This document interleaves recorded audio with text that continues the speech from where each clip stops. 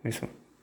Quero agradecer a oportunidade que o pastor Elilson nos deu e quero saudar a amada e querida igreja com a paz do Senhor. Nosso tempo é pequeno, então nós seremos bem sucintos. Eu desejo falar nessa ocasião sobre a graça, algumas manifestações da graça. Então nós temos um texto aqui clássico, conhecido dos irmãos, no livro de Tito, capítulo 2, versículo 11. Repetindo, Tito, capítulo 2, versículo 11. Nós lemos o seguinte: porque a graça de Deus se há manifestado, trazendo salvação a todos os homens. Repetindo, porque a graça de Deus se há manifestado, trazendo a salvação a todos os homens. Nós queremos falar um pouco sobre a graça comum.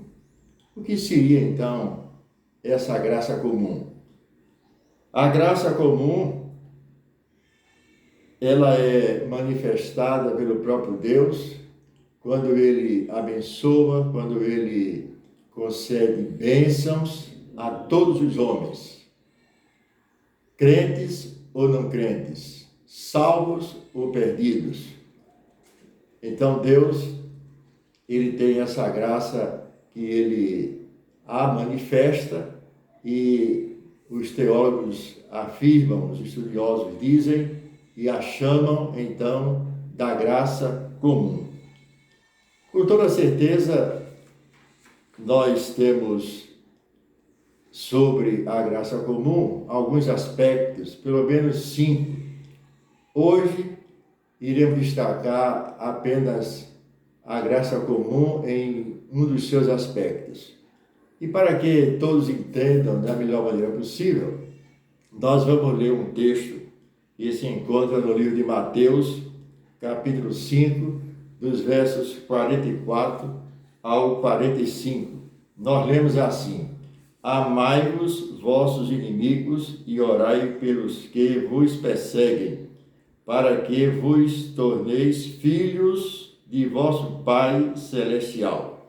Porque Ele faz nascer o seu sol sobre maus e bons, e vir chuvas sobre justos e injustos. Isso aí, queridos irmãos, é a graça comum do nosso Deus. Ele abençoa todos os homens. Ele manda o sol, manda a chuva para os bons e também para os maus. Nós queremos falar também sobre um outro tipo de graça, a graça salvadora. E nós temos um texto que os irmãos conhecem, um texto clássico, no livro de Efésios, capítulo 2, versículo 8. Porque pela graça sois salvos por meio da fé, e isso não vem de vós, é dom de Deus. Então, queridos, nós temos aqui a revelação, a manifestação e um ensino muito maravilhoso sobre a graça salvífica ou a graça salvadora do nosso Deus. Essa graça que alcança o pecador, essa graça que redime o pecador, essa graça que alcança o mais vil, o mais miserável dos pecadores. E aqui nós temos alguns detalhes. É graça. Graça é um favor imerecido. Depois nós temos outra expressão, dom. É uma dádiva de Deus, é um presente de Deus. E nós temos outro elemento importante, a fé. Porque pela graça sois salvos por meio da fé, e isso não vem de vós, é dom de Deus. Então, queridos, nós devemos agradecer a Deus porque essa graça nos alcançou. Nós somos pessoas salvas, transformadas, redimidas, lavadas, regeneradas, só por meio dessa graça. Então, nós devemos agradecer a Deus, louvar a Deus, bendizer o seu nome, por essa graça salvadora que nos alcançou. Mas nós temos também, queremos falar nesta ocasião, sobre a graça que conforta, a graça que consola. E nós temos um exemplo marcante na Bíblia, aquela experiência do apóstolo Paulo. Os irmãos anotem o texto, por favor. Segunda carta de Paulo aos Coríntios, capítulo 12, do verso 1 ao verso 10. O que é que nós lemos aí nesse texto? Nós lemos que Paulo teve experiências espirituais maravilhosas. Ele foi, por exemplo, ao terceiro céu, ele foi ao paraíso, ele ouviu palavras inefáveis e ele tinha um espinho na carne.